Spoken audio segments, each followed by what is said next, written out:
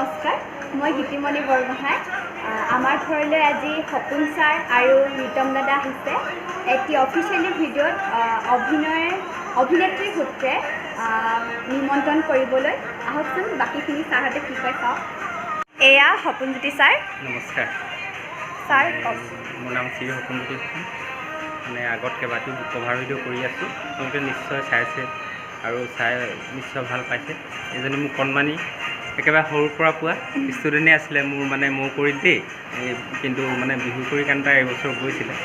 বহুত ভাল নাচিছে, বহুত ৰাইজৰ পৰা মৰম চেনেহ বুটলি পাইছে।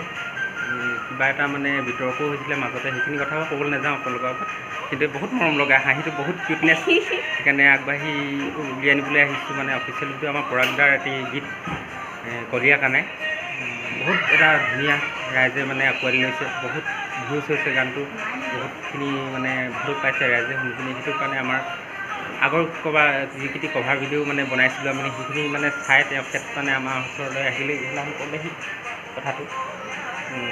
গীতটিৰ কাৰণে আগবাঢ়িবলৈ লৈছোঁ আৰু 20 তাৰিখৰ পৰা আমাৰ ৰিহাৰ্চেল আছে, হয়তো 26 তাৰিখ এইটো শ্বুটিং হ'ব। ইয়াত থাকিব আমাৰ শিৱাৰণ, সকলোৱে পৰিচিত আমাৰ টিকটকাৰ শিৱাৰণ, এনেকৈ জবলা বুলি ক'লে চিনি পাব হয়তো আপোনালোকে। আৰু থাকিব আমাৰ বেলেগ এজন, আগতো কেইবাটাও অফিচিয়েল ভিডিঅ' কৰিছে তেখেত, চাও প্ৰিন্স, আৰু এজন মোৰ অতি মৰম লগা মৰমৰ ভাইটি ৰীতম, তিনিচুকীয়াৰ পৰা আনিছোঁ। আগৰ কভাৰ ভিডিঅ'টো তেওঁ অভিনয় কৰিছে এৰিয়াৰ বাজাৰ স্কুটাৰ হিৰো, ভাল কৰিছে, সেইখিনিকে কৈছোঁ।